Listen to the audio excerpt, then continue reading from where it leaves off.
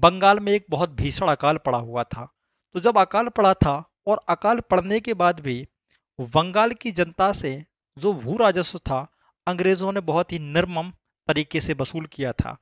तो इसके विरोध में ही भारतीय लोगों ने विद्रोह करना आरंभ कर दिया था, जिनमें आप देख सकते हैं सन्यासी विद्रोह भी रहा और ऐसे अनेक विद्रोह रहे। तो सामान्यतः वो कौन कौन से विद्रोह थे जो आधुनिक भारत में हमें ऐतिहासिक दृष्टिकोण से महत्वपूर्ण प्रतीत होते हैं और जिनके संबंध में सामान्यतः प्रश्न भी आता है।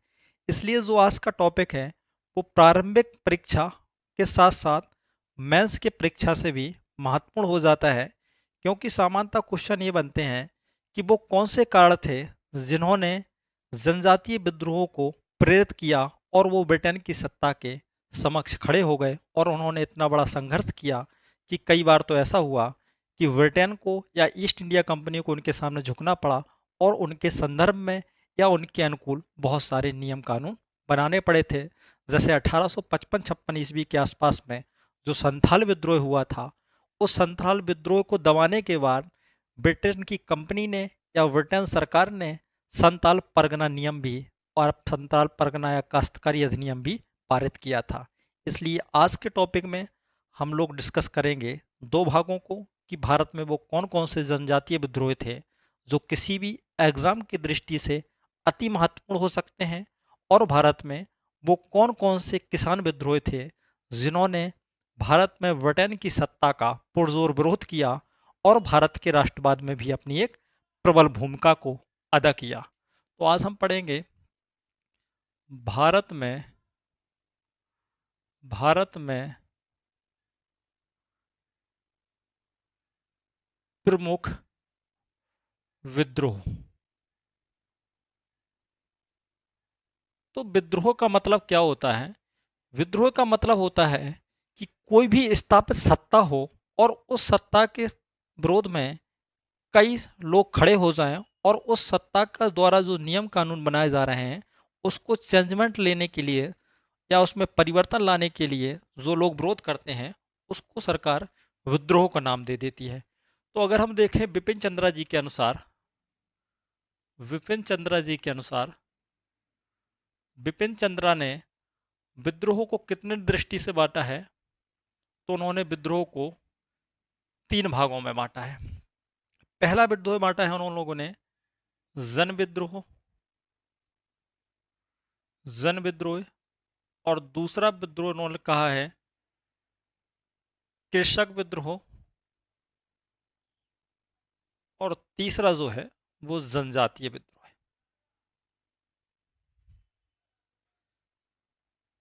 एक विद्रोह और कह सकते हैं जो हो सकता है सैनिक विद्रोह। तो सैनिक विद्रोह को हम सामान्यतः इसी में शामिल कर लेते हैं, सैनिक विद्रोह। क्योंकि कभी कभी आपने देखा होगा कि सेना भी विद्रोह करती है और ये सेना ब्रिटेन की हो या भारत की हो, ये विद्रोह सामान्यतः चलते रहते थे। आप एक उदाहरण देख सकते हैं कि 1764 ईस्वी में ही जब बक्सर का युद्ध हो रहा था तो अंग्रेजों की सेना की एक टुकड़ी जाकर बक्सर के युद्ध में दूसरे पक्ष में अर्थात मीर कासिम से या शुजा-उद-दौला से मिल गई थी। तो ये सैनिक विद्रोह सामान्यतः होते रहे और इनमें जो सबसे बड़ा सशस्त्र विद्रोह हुआ था भारत में वो 1857, और दूसरा सबसे बड़ा विद्रोह जाकर 1946 ईस्वी में नौसेना का विद्रोह हुआ था। तो सामान्यतः विद्रोह को हमने 3 भागों में बांट लिया, जन विद्रोह, कृषक विद्रोह और जनजातीय विद्रोह। अब हम लोग क्या करेंगे, एक एक करके विद्रोह हम पढ़ेंगे। तो पहला हम टॉपिक डालते हैं जनजातीय विद्रोह। जनजातीय विद्रोह, आप जनजाति शब्द से बखूबी परिचित होंगे। अभी वर्तमान में इंडियन कॉन्स्टिट्यूशन की शेड्यूल जो होती हैं उसमें जनजाति को अनुसूचित जनजाति या एसटी का दर्जा प्रदान किया गया है। सामान्यतः अनुसूचित जनजातियां वो थीं जो जंगलों में रहती थीं और पहाड़ी क्षेत्रों में रहती थी। उनका अपना सांस्कृतिक कल्चर या उनके जो अपने नियम कानून थे वो सामान्यतः समाज से अलग थे और उन्होंने अपने ही एक सांस्कृतिक दुनिया बसा रखी थी जो सामान्यतः जंगलों में होती थी। तो ये लोग जंगलों में निवास भी करते थे, साथ साथ इनके देवी देवता आदि जो होते थे वो सभी जंगलों में ही रहते थे। क्योंकि मानव जहाँ रहता है वो अपना आराध्य वहीं चुन लेता है। चाहे अगर वो जंगल में रहेगा तो जंगल में ही अपने आराध्य को चुन लेगा, और यदि वो रेगिस्तान में रहेगा तो वो रेगिस्तान में अपने आराध्य को चुन लेता है। तो सामान्यतः जो जनजातियां होती थीं वो अपना आराध्य या देवता को जंगल में ही निवास पाती थीं और उनके सांस्कृतिक अधिकार रहे थे। अगर हम मध्यकालीन या प्राचीन काल के दौर में देखते हैं तो जो राजा महाराजा होते थे वो जनजातियों के सामान्य सामाजिक जीवन में किसी प्रकार का हस्तक्षेप नहीं करते थे, और अगर कभी कभी उनसे कर की वसूली की भी जाती थी तो वो कर सामान्यतः देवी देते थे, और उनको इतने चरम बिंदु पर ले जाकर खड़ा नहीं किया जाता था कि उनको बाध्य किया जाए कि विभिन्न प्रकार के कर दीजिए। ऐसा सामान्यता जनजातियों में नहीं हुआ था, और जनजातियों की अपनी सांस्कृतिक कल्चर अलग थी। उसी प्रकार उनका जीवन, रहन सहन, उनके खान पान आदि आदि। अगर हम देखें तो जनजातीय जो जीवन था उस जीवन में वो लोग बहुत सारे व्यापार भी करते थे, और जो जंगल के जो प्रोडक्ट होते हैं उनको वहाँ से उत्पादन कर कर वो सामान्य मार्केटों में बेच देते थे, और उनसे उनका जीवन भी चलता रहता था, और थोड़ा बहुत व्यापार भी वो कर लेते थे। लेकिन क्या हुआ जब ब्रिटेन की कंपनी भारत में आई, और ब्रिटेन की कंपनी भारत में आने के बाद ईस्ट इंडिया कंपनी ने बहुत सारे भू राजस्व सुधार किए, और उन्होंने आर्थिक और राजस्व के जो सुधार किए थे, मैंने आपको बताया है कि भू राजस्व को लगान वसूल करने के लिए ब्रिटेन की ईस्ट इंडिया कंपनी ने 3 प्रकार की पद्धतियां बनाई थी, जिसमें जमींदारी प्रथा, महलवाड़ी और रैयतवाड़ी प्रथा थी। तो सामान्यतः जो जमींदारी व्यवस्था आई थी उस जमींदारी व्यवस्था में एक जमींदार को आसपास के पूरे क्षेत्र का भूस्वामी मान लिया गया था, और जो रियल में अपना भूस्वामी था उसको मात्र एक किराएदार का दर्जा प्राप्त था। इसलिए आप देखेंगे कि धीरे धीरे जनजातियों के क्षेत्र में भी जो ब्रिटेन की कंपनी है वो हस्तक्षेप आरंभ कर देगी, और उसी हस्तक्षेप से कई विद्रोहों का जन्म होगा जो ब्रिटेन की कंपनी को के समक्ष एक प्रबल चुनौती को उत्पन्न कर देंगे। तो सबसे पहले हम लोग देखते हैं कि जनजातीय विद्रोह के कारण क्या थे। वो कौन से कारण थे जिनके द्वारा जनजातीय विद्रोह उत्पन्न हुआ। तो सबसे हम देखते हैं कि इनका सामाजिक और सांस्कृतिक नियमों में छेड़छाड़। कैसी छेड़छाड़?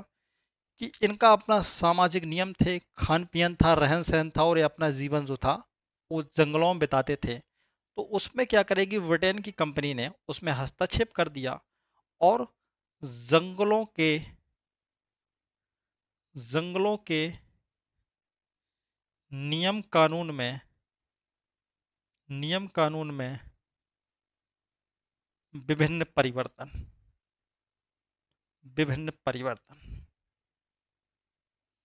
इसके पहले जो अनुसूचित जनजातियां थीं वो सामान्यतः जंगलों में रह रही थीं, और उनके अपने जो कानून थे वो ब्रिटेन के कानून से भिन्न थे। लेकिन ब्रिटिश ईस्ट इंडिया कंपनी ने अपने कानून बना दिए, जिन कानूनों में उन्होंने कहा कि सामूहिक कृषि का अधिकार समाप्त हो जाएगा। अधिकार समाप्त हो जाएगा। अर्थात अभी तक अनुसूचित जनजातियां मान लीजिए इस क्षेत्र में कृषि करना चाह रही हैं, तो वो लोग क्या करते थे, एक खेत लेते थे और कई लोग इस पर सामूहिक कृषि करते थे, और सामूहिक कृषि से जो उत्पादन होता था उस पर ही अपना जीवन व्यतीत करते थे या निर्वाह करते थे। लेकिन ब्रिटेन की कंपनी ने क्या कहा कि जो सामूहिक कृषि आप कर रहे हैं उसका अधिकार अब समाप्त हो जाएगा। क्यों समाप्त हो जाएगा? कि जो ब्रिटेन की कंपनी है वो भू राजस्व को वसूल करना चाह रही है। अब भू राजस्व को अगर वसूल करना है तो ब्रिटेन की कंपनी को ये निश्चित करना होगा कि उस क्षेत्र में एक जमींदार रहे या एक साहूकार रहे जिससे मैं भू राजस्व को वसूल कर ले। इसलिए सामूहिक कृषि के अधिकार को समाप्त कर दिया, और जमींदारों को मान्यता दे दी। मान्यता दे दी। जब जमींदारों को मान्यता दे दी तो जमींदारों ने अब अनुसूचित जनजातियों का शोषण करना आरंभ कर दिया। उन पर विभिन्न प्रकार के नए नए कर लगाए गए। तो जमींदारों के द्वारा नए नए प्रकार के करारोपण नए नए प्रकार के करारोपण कर दिए गए। और अगर हम देखें तो ब्रिटिश सरकार के द्वारा ब्रिटिश सरकार के द्वारा ईसाई मिशनरियों को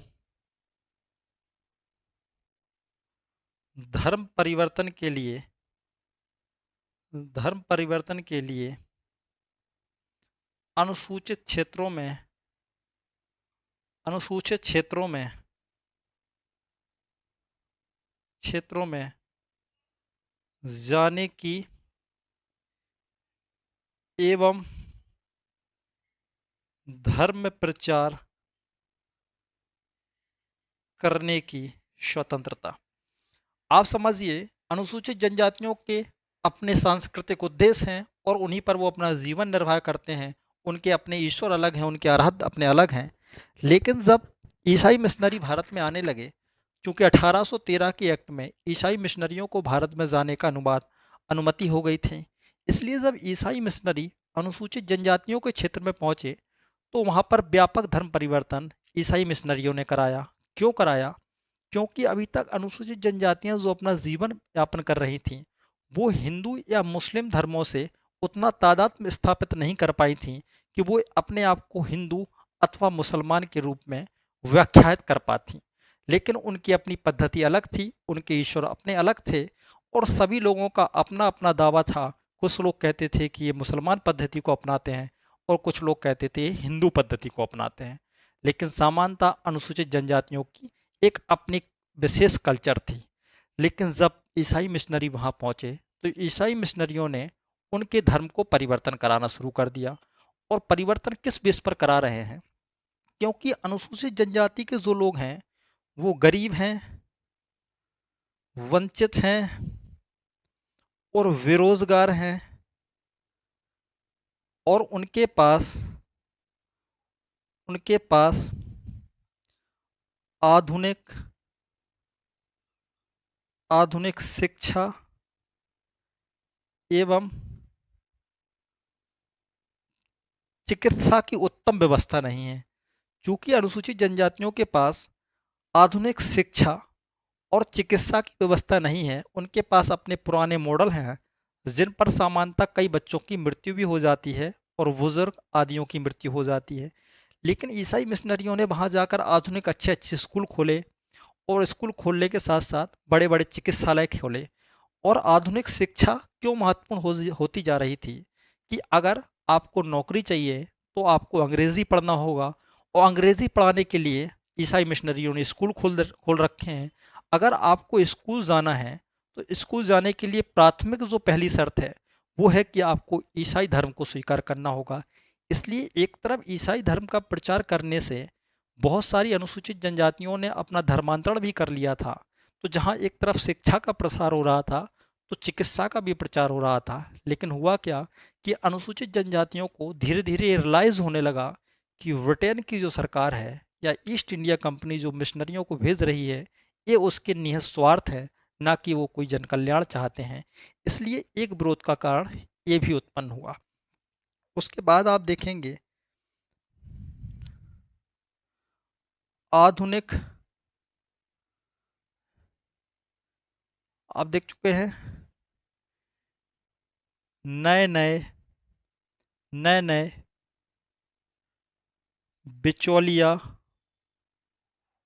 वर्गों का उदय। ये कौन थे? ये वो लोग थे कि जो अनुसूचित जनजातियों के क्षेत्र में अब जाने लगे थे और वहां पर अपना कृषि या दूसरे क्षेत्रों पर या जंगलों पर अपने अधिकार स्थापित कर लिए थे। और उन अधिकारों के द्वारा ये लोग अब अनुसूचित जनजातियों की चीज़ों को हड़प लेते थे और उनको अंततः कर्ज लेने के लिए मजबूर कर देते थे। और अगर हम कारणों में देखें तो देखेंगे हम जनजातियों के लोगों को जनजातीय के लोगों को जबरन जबरन मजदूरी के लिए मना करना, मजदूरी करने के लिए मजबूर करना, मजबूर करना, उनका शोषण, असम्मान, असम्मान करना, आदि आदि। अब अनुसूचित जनजातियों से धीरे धीरे उनके द्वारा लकड़ी उत्पादन, जंगलों के दूसरे उत्पादन जो करते थे शहद वगैरह, उन पर भी प्रतिबंध लगा दिया और नए नए प्रकार के कर लगा दिए, नए नए प्रकार के करारोपण, करारोपण। अब आप देख रहे हैं कि ब्रिटेन की सरकार ने अनुसूचित जनजातियों पर इतने सारे नए नए नियम लगा दिए और इन नियमों से वो सामान्यतः अनभिज्ञ थे। और आप ये देखिए कि जो कृषि की स्थानांतरण स्थानांतरण पद्धति अनुसूचित जनजातियों में प्रचलित थी, जिसको झूमिंग कृषि कहते हैं, झूमिंग कृषि कहते हैं, उस पर प्रतिबंध लगा दिया गया। झूमिंग कृषि क्या होती है या स्थानांतरण कृषि क्या होती है कि सामान्यतः अनुसूचित जनजातियां इस क्षेत्र पर मान लीजिए 2 वर्षों तक कृषि की, उसके बाद इस क्षेत्र को छोड़कर नया जंगल साफ किया, कुछ साल तक इस पर कृषि की, उसके बाद ये क्षेत्र छोड़कर दूसरे क्षेत्र में चले गए। लेकिन ब्रिटेन की सरकार ने इन सब चीज़ों पर प्रतिबंध लगा दिए और उनके नए नए तरीके से शोषण किया जा रहा था। और वो सामान्यतः सालों से जिन क्षेत्रों में रहते आए थे उनसे बहुत तेजी से उनका पलायन होने लगा। जो अनुसूचित जनजाति के लोग कभी जंगलों के मालिक हुआ करते थे, उनके अपने खेत थे, उनके अपने खलियान थे, उन जगहों से अनुसूचित जनजातियों का पलायन करना शुरू कर दिया। उनकी महिलाओं के साथ, बच्चों के साथ तमाम प्रकार के शोषण किए गए। अंततः अनुसूचित जनजाति के लोग बड़े बड़े विद्रोह करने के लिए मजबूर हो गए और इन्हीं विद्रोहों को अनुसूचित जनजाति के विद्रोह के नाम से जाना जाएगा, जिसको हम लोग पढ़ेंगे कि आखिर वो कौन कौन से विद्रोह थे जो जनजातियों ने कर रखे थे और जिनको आधुनिक सिलेबस में जगह दी गई है। तो इसमें हम पढ़ेंगे कि कौन कौन से वो प्रमुख विद्रोह थे जिसके आधार पर अभी वर्तमान में बहुत सारे क्वेश्चन आते हैं।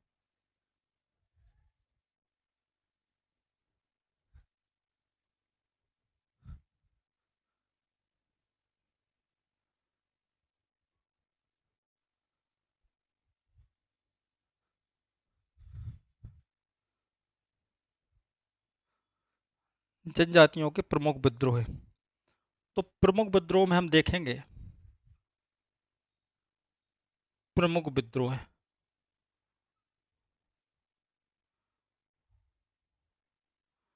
प्रमुख कौन से विद्रोह, तो प्रमुख जनजातीय विद्रोह,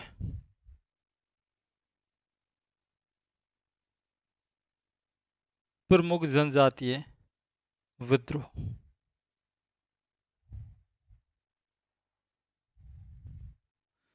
प्रमुख जनजातीय विद्रोह में अगर हम देखेंगे तो पहाड़िया विद्रोह,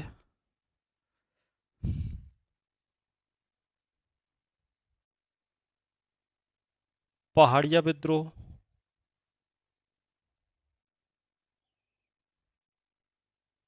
पहाड़िया विद्रोह, चुआर विद्रोह,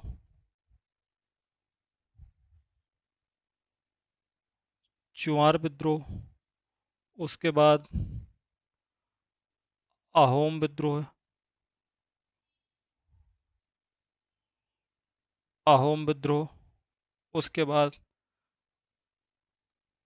अहोम के नीचे हम लिख लेते हैं एक और खासी विद्रोह, खासी विद्रोह,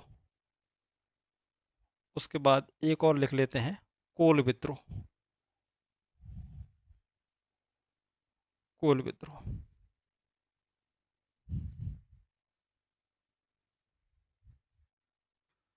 कोल विद्रोह, ऐसे अनगिनत विद्रोह हैं जो एग्जाम के दृष्टि से महत्वपूर्ण है, उन्हीं विद्रोह को हम पढ़ेंगे।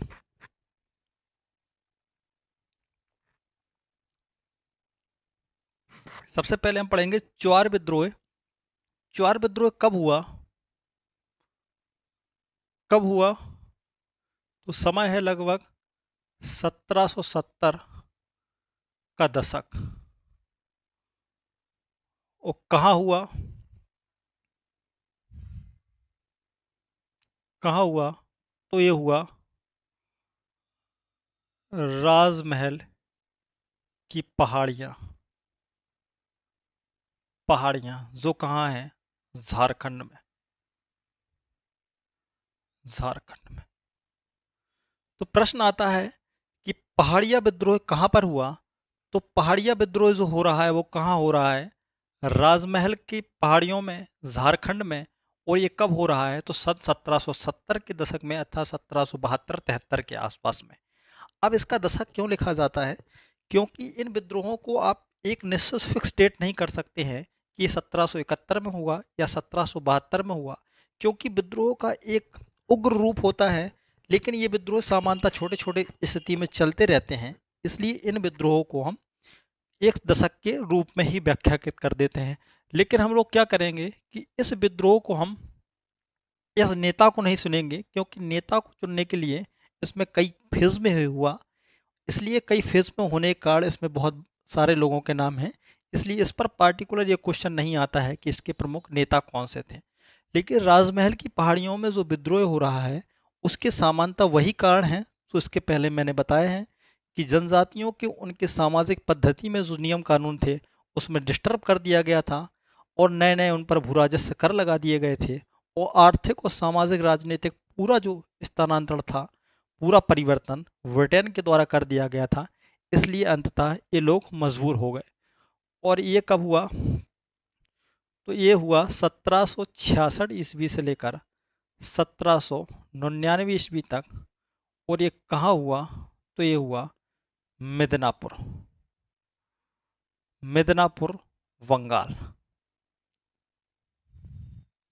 मिदनापुर बंगाल में ये विद्रोह क्यों हो रहे हैं? क्योंकि आप समझिए, बंगाल, बिहार, उड़ीसा आदि क्षेत्रों की ही ब्रिटेन को सबसे पहले भू राजस्व वसूल करने का अधिकार मिला है। और भू राजस्व वसूल करने का जो अधिकार मिला है, तो सबसे पहले वो बंगाल बिहार में कर रहे हैं। तो झारखंड भी बिहार का उस समय क्षेत्र है, और मिदनापुर बंगाल का क्षेत्र है। तो इस समय ये सबसे पहले वहीं पर इनको मिलते हैं, ये विद्रोह मिलते हैं। इसका प्रमुख नेता कौन है? नेता कौन है? नेता कौन है? तो नेता का नाम है दुर्जन सिंह। दुर्जन सिंह। तो आप समझ पा रहे हैं कि चुआर विद्रोह जो है वो सन 1766 से लेकर 99 तक चलता रहा, अर्थात 60 के दशक से लेकर 90 के दशक तक। किस क्षेत्र में हुआ? तो बंगाल के क्षेत्र में हुआ। इसका प्रमुख नेता कौन है? दुर्जन सिंह इसके नेता है। अब हम लोग चलेंगे कोल विद्रोह की ओर। तो कोल विद्रोह जो है वो किस जगह पर हुआ? तो कब हुआ? सबसे पहले हम लिखते हैं कब हुआ। तो इसका टाइम था 1831 ईस्वी, 1831 ईस्वी। और कहाँ हो रहा है ये? तो ये हो रहा है छोटा नागपुर के क्षेत्र में। छोटा नागपुर कहाँ है? तो ये है झारखंड में, छोटा नागपुर के क्षेत्र में। छोटा नागपुर के क्षेत्र में, झारखंड में। और इसका प्रमुख नेता कौन है? तो नेता है बुद्धो भगत। बुद्धो भगत। इसलिए आप देख पा रहे हैं कि कोल विद्रोह कहाँ हो रहा है? तो कोल विद्रोह जो है वो छोटा नागपुर, अर्थात वर्तमान के झारखंड के क्षेत्र में कोल विद्रोह हो रहा है। और इसका टाइमिंग कब है? तो टाइमिंग है 1831 ईस्वी के आसपास में, छोटा नागपुर झारखंड के क्षेत्र में। और इसका प्रमुख जो नेता है वो बुद्धो भगत है। बुद्धो भगत के द्वारा कोल विद्रोह का नेतृत्व किया गया, और कोल विद्रोह चलता रहा और एक सक्रिय आंदोलन रहा। और अगर हम देखते हैं आहोम विद्रोह, तो आहोम विद्रोह जो हो रहा है वो कहाँ हो रहा है? कब हो रहा है? तो ये हो रहा है 1828 ईस्वी के आसपास में। 1828 की ईस्वी में। वो अहोम क्षेत्र कहाँ है? तो अहोम जो क्षेत्र है वो असम का क्षेत्र है। असम का क्षेत्र है। असम का क्षेत्र। इसका छोटा सा आप कारण समझिए। अहोम जो क्षेत्र है वो असम का क्षेत्र है। वो आपको पता है कि प्रथम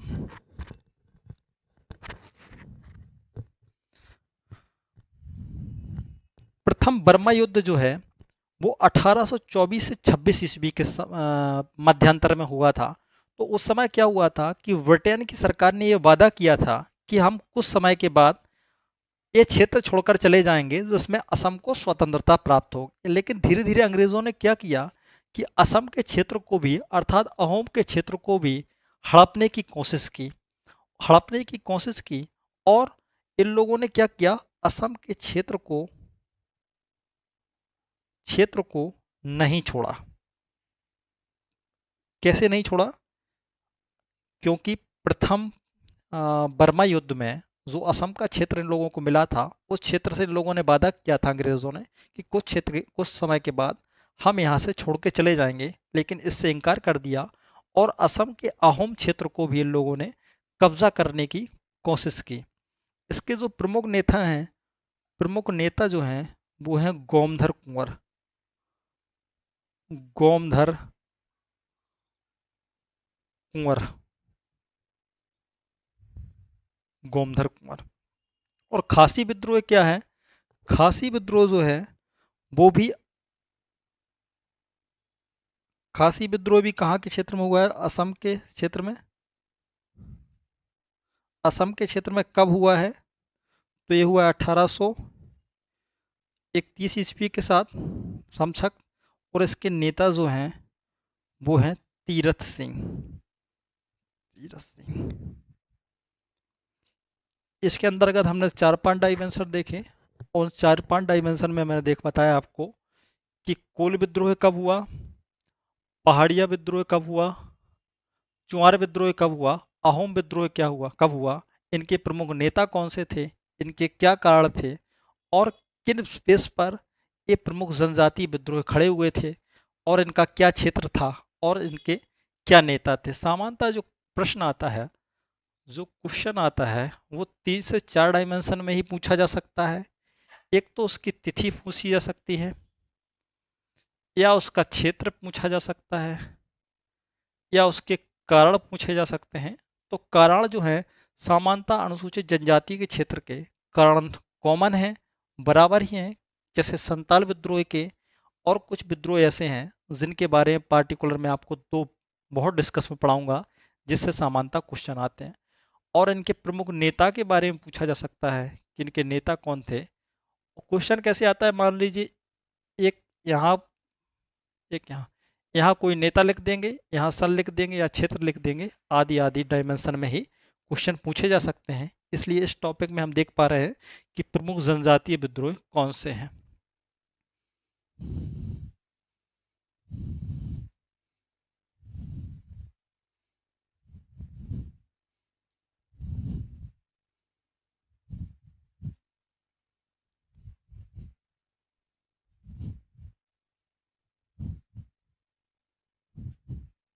अभी एक दो और इसी में डिस्कस कर लेंगे हम लोग। इसी में हम लिख ले रहे हैं, इसी में हम लिख ले रहे हैं कौन सा, एक लिख ले रहे हैं संथाल। संथाल बहुत डिस्क्रिप्ट में पढ़ना है हमको। संथाल और भील। भील विद्रोह। संताल भील विद्रोह और मुंडा विद्रोह। मुंडा विद्रोह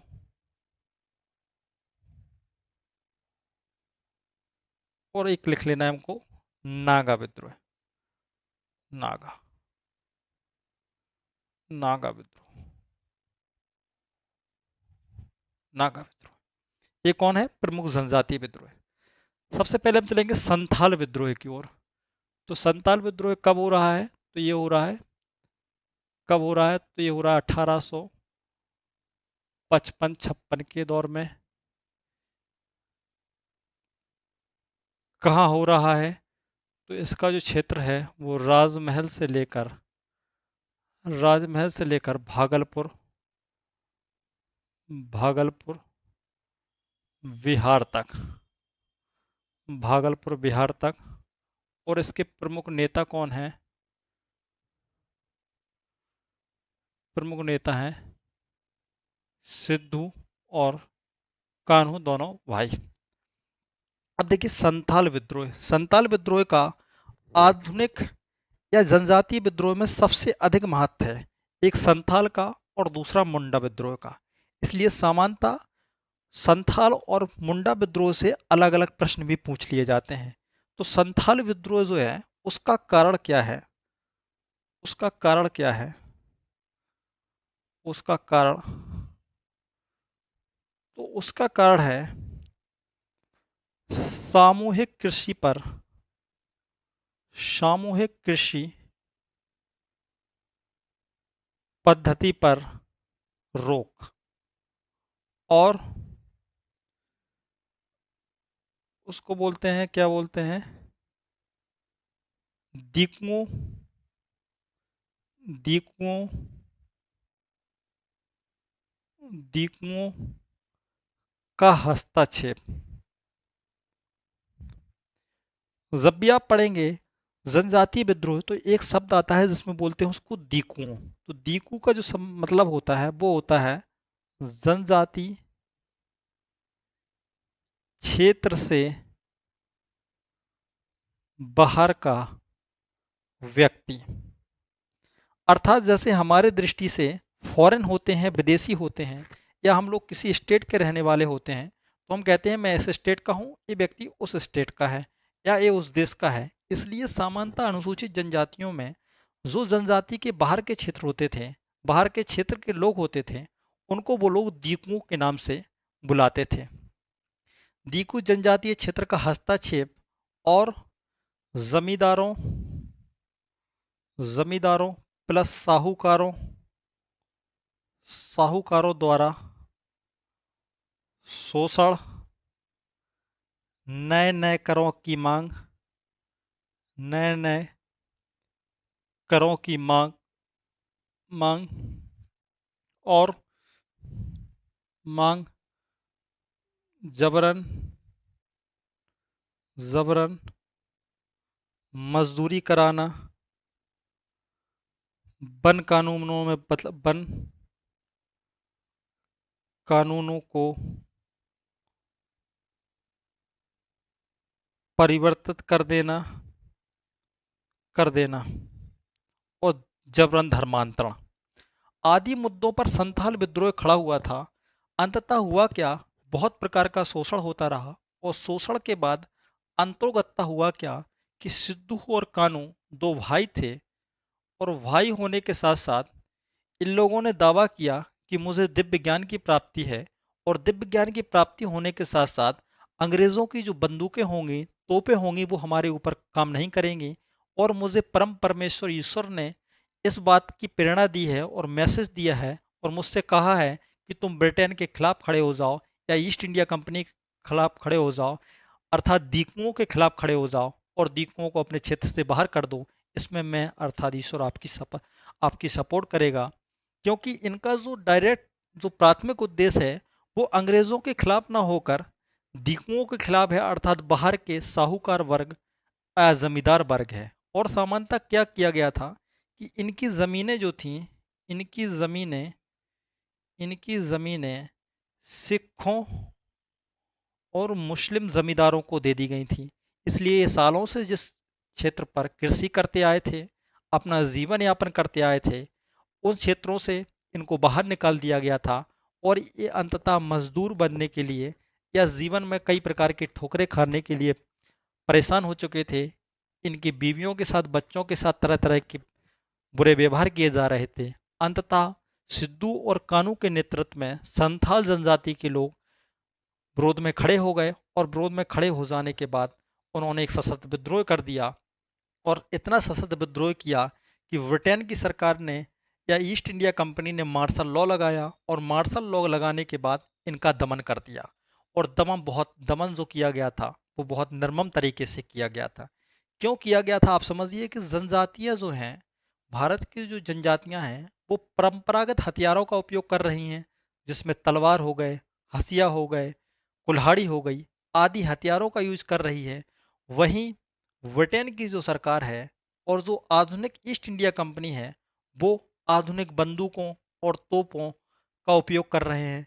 और उनके जो सैनिक हैं ब्रिटिश ईस्ट इंडिया कंपनी के, वो प्रशिक्षित सैनिक हैं, जबकि संथाल जनजाति के या दूसरे जनजाति के जो लोग हैं वो सामान्यतः प्रशिक्षित नहीं हैं, क्योंकि वो किसान हैं या दूसरे कार्यों में संलिप्त हैं। इसलिए ये जो युद्ध हो रहा है या जो दमन हो रहा है मार्शल लॉ के द्वारा, इसमें किसी प्रकार की समानता नहीं है, असमानता का ये चरम बिंदु है। लेकिन तब भी ब्रिटेन की सरकार ने इन सारे विरोधों को, इन सारे विद्रोहों को बहुत बुरी तरीके से दमन कर दिया। हजारों लोग मारे गए, अंततः सिंदूर कानू को भी मार दिया गया और इस विद्रोह को दबा दिया गया। लेकिन इस विद्रोह को दबाने के बाद भी हुआ क्या कि अंततः ब्रिटेन की सरकार ने एक नया एक्ट पारित किया। और जैसे मान लीजिए जो झारखंड का जो क्षेत्र था, उस क्षेत्र को संथाल परगना संताल परगना नाम से 1858 में एक्ट पारित कर संताल परगना नाम का क्षेत्र का गठन किया गया या मान्यता दे दी गई। आप समझिए कि ये संताल विद्रोह ऐसा पहला विद्रोह था जिसमें पहली बार ब्रिटेन की सरकार ने मजबूर होकर संताल परगना का गठन कर दिया और अलग से एक नियम बनाया जिसका नाम था संथाल संथाल परगना काश्तकारी अधिनियम 1856। अर्थात ब्रिटेन की सरकार ने मजबूर होकर, यहाँ भी आप 56 कर लीजिएगा, ब्रिटेन की सरकार ने मजबूर होकर 1856 ईस्वी में संताल परगना एक्ट पारित की और संताल परगना एक्ट के बाद संताल परगना काश्तकारी अधिनियम देकर जो संथाल जनजाति के लोग थे उनको सामूहिक कृषि करने का राइट दे दिया गया और उनकी कुछ सामाजिक नियम कानूनों को मान लिया गया, क्योंकि ब्रिटेन इस बड़े विद्रोह से परेशान हो गई थी। और अंततः लेकिन दमन कर दिया गया। दमन करने के बाद भी संताल परगना काश्तकारी नियम के अनुसार संथाल परगना के लोगों को उनके राइट्स दे दिए गए। वहीं जब हम लोग पढ़ते हैं नागा आंदोलन, नागा आंदोलन, तो नागा आंदोलन क्यों महत्वपूर्ण है?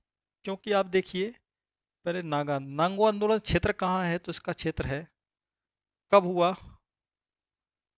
हुआ, तो इसका टाइम है 1930 का दशक, 1930 का दशक। कहाँ हुआ? तो ये हो रहा है नागालैंड, नागालैंड के क्षेत्र में, नागालैंड के क्षेत्र में। और इसके प्रमुख नेता कौन हैं? तो रानी गैडुरन्ना। नागा विद्रोह जो हो रहा था, जब नागा विद्रोह हुआ तो नागा विद्रोह के दमन के बाद नागाओं को जब दमन किया गया, क्योंकि नागाओं का जो विद्रोह हो रहा था ये नागा क्षेत्र को स्वतंत्रता के रूप में ये अलग से प्रदेश गठन करने की कोशिश थी।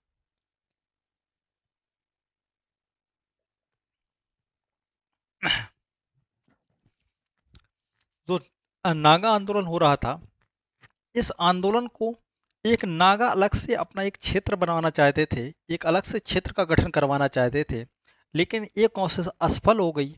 लेकिन 1930 के दशक में ये आंदोलन एक बड़ा आंदोलन था, एक उग्र रूप धारण कर चुका था। उग्र रूप धारण करने के साथ ही इसमें सबसे बड़ी जो उपलब्धि थी, इसमें रानी जो गैडुलनाथ थी उन्होंने इसका नेतृत्व किया था और जवाहरलाल नेहरू इनसे 1937 ईस्वी में जेल में मुलाकात किए थे और मुलाकात करने के बाद जब भारत आज़ाद हुआ तो इनको पुरस्कृत भी किया गया था। इनको शायद पद्म विभूषण से पुरस्कृत किया गया और इन्हीं को रानी की जो उपाधि दी थी वो नेहरू ने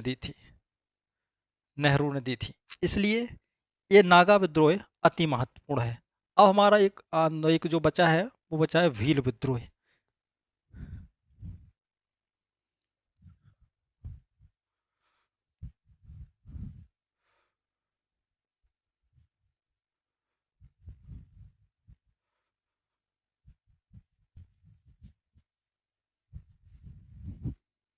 भील विद्रोह। भील विद्रोह। भील विद्रोह जो है दो क्षेत्रों में देखने को मिलते हैं। भील विद्रोह।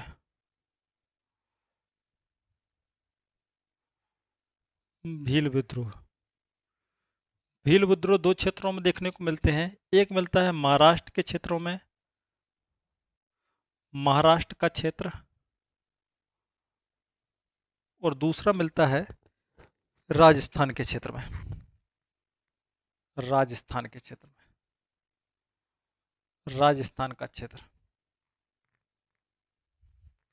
भील जातियां जो थीं वो राजस्थान और महाराष्ट्र आदि क्षेत्रों में निवास करती थी। महाराष्ट्र का जो क्षेत्र था, जो खानदेश का क्षेत्र था, ये मध्यकालीन इतिहास में आप खूब पढ़ेंगे। खानदेश के क्षेत्र में, खानदेश के क्षेत्र में। और ये कब हुआ? ये हुआ 1820 के दशक में। ये महत्वपूर्ण क्यों है? क्योंकि ब्रिटिश की ईस्ट इंडिया कंपनी ने इस आंदोलन में जो मराठा पेशवा थे, मराठा पेशवा जो थे, मराठा पेशवा वाजीराव वाजीराव द्वितीय पर यह आरोप लगाया था, यह आरोप लगाया था, वाजीराव द्वितीय एवं उनके अदर ऑफिसर्स पर यह आरोप लगाया गया था कि आपके प्रेरणा के द्वारा ही इस आंदोलन को जन्म दिया गया है। और जो राजस्थान का क्षेत्र है उसमें जो भील विद्रोह है वो क्यों हो रहा है? क्योंकि उस समय भील जनजातियों के लोग कुछ सामान्य क्षेत्रों से कर वसूली करते थे। वो कर वसूली क्यों करते थे? क्योंकि सामान्यतः कुछ क्षेत्रों में भील जनजाति के लोग इस बात की गारंटी देते थे कि आपके आने वाले व्यापारी या यात्री वर्ग है या गांव के जो लोग हैं उनको सुरक्षित करने के लिए हम आपसे एक टैक्स लेंगे और उस टैक्स के बदले में हम आपको सुरक्षा मुहैया कराएंगे। इसलिए जब ब्रिटिश की सरकार आई और ब्रिटेन की ईस्ट इंडिया कंपनी ने इस क्षेत्र में हस्तक्षेप कहा और हस्तक्षेप करके इनके सारे राइट्स खत्म कर दिए और इनका बहुत बुरी तरीके से दमन भी किया गया। इसलिए आप समझ पाए कि प्रमुख जनजातीय विद्रोह क्या थे। लेकिन इनके स्वरूप पर आपको देखना होगा, इनके स्वरूप कैसा था। अगर हम स्वरूप की बात करें तो जो जनजातीय विद्रोह जो हुए थे ये एक क्षेत्रीय विद्रोह थे। क्षेत्रीय विद्रोह थे और इनका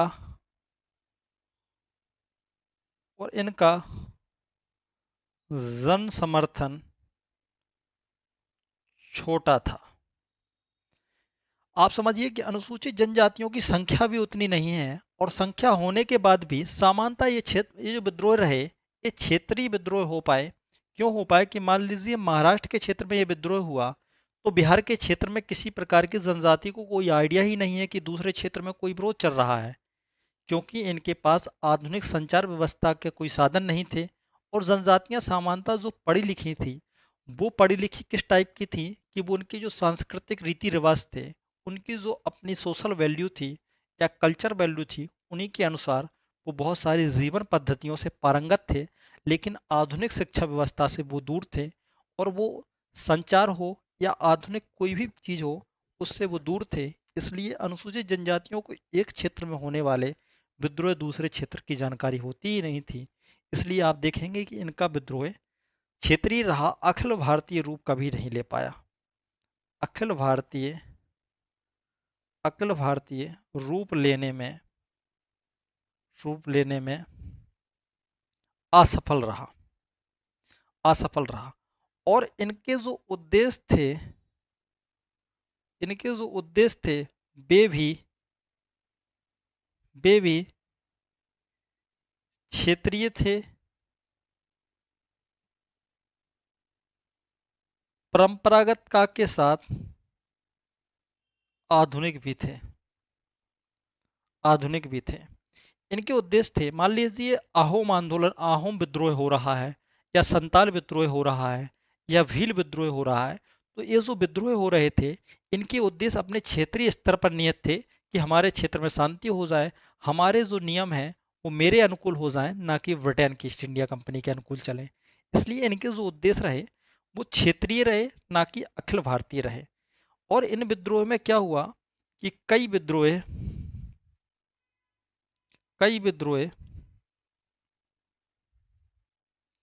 गांधीवादी दृष्टिकोण से भी चले, जिससे जिससे राष्ट्रवाद को एक नई दिशा मिली।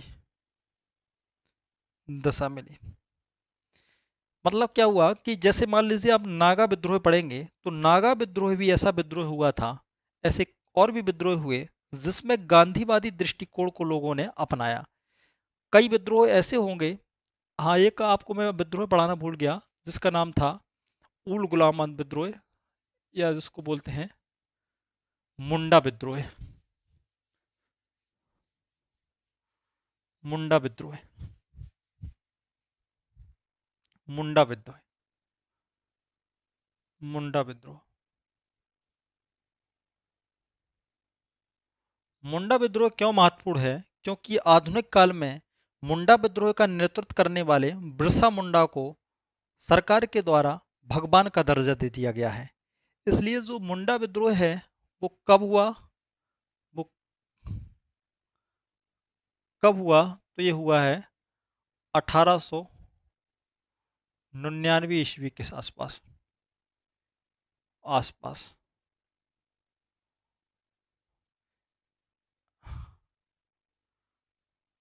प्रमुख नेता कौन है इनके? बिरसा मुंडा। बिरसा मुंडा बिरसा मुंडा के नेतृत्व में भारत में एक बहुत बड़ा आंदोलन हुआ, मुंडा विद्रोह। इनको उसको उल गुलान विद्रोह भी कहते हैं। उल गुलान विद्रोह। मुंडा विद्रोह इसलिए महत्वपूर्ण है क्योंकि बिरसा मुंडा थे, ये आधुनिक परंपराओं को मानने वाले व्यक्ति थे। और आधुनिक परंपराओं को मानने के साथ साथ बिरसा मुंडा ने अनुसूचित जनजातियों में एक मैसेज दिया था कि जो जीवन होना चाहिए वो पूर्ण शाकाहारी जीवन होना चाहिए, और आधुनिक भारतीय पद्धतियों के अनुसार ही जीवन व्यतीत करना चाहिए। क्योंकि बिरसा मुंडा ने अपने प्रारंभिक जीवन में जब वो शिक्षा ग्रहण करना चाहते थे, और शिक्षा ग्रहण करने के लिए उस समय ईसाई मिशनरी भारत में सक्रिय थे, और अनुसूचित जनजातियों के क्षेत्र में जो कॉन्वेंट स्कूल चलते थे उसकी प्राथमिक शर्त होती थी कि आपको ईसाई धर्म स्वीकार करना होगा। इसलिए बिरसा मुंडा ने आरंभिक जीवन में ईसाई धर्म स्वीकार कर लिया, लेकिन जब वो पढ़ लिख गए उसके बाद उनको इस बात का रियलाइज हुआ कि ब्रिटेन की जो सरकार है उस वो जो है धर्म परिवर्तन कराना चाहती है, ना कि वो कोई आधुनिक शिक्षा के द्वारा हमारा कल्याण करना चाहती है। इसलिए बिरसा मुंडा ने बाद में ईसाई धर्म त्याग दिया और उन्होंने वैष्णव धर्म ज्वाइन कर लिया। और वैष्णव धर्म ज्वाइन करने के बाद बिरसा मुंडा ने कहा कि हमारे पास ईश्वरीय गुण हैं और हम ब्रिटेन के या ईस्ट इंडिया कंपनी का अंत कर सकते हैं। इसलिए उनके संरक्षण में एक सशक्त विद्रोह हुआ, और उस सशक्त विद्रोह के द्वारा अंततः इनको सफलता मिली। और सफलता मिलने के बाद ये आंदोलन आगे चलता रहा और ब्रिटेन की सरकार ने इनकी शर्तों को मान लिया। बाद में ब्रिटिश ईस्ट इंडिया कंपनी ने बिरसा मुंडा को पकड़ लिया था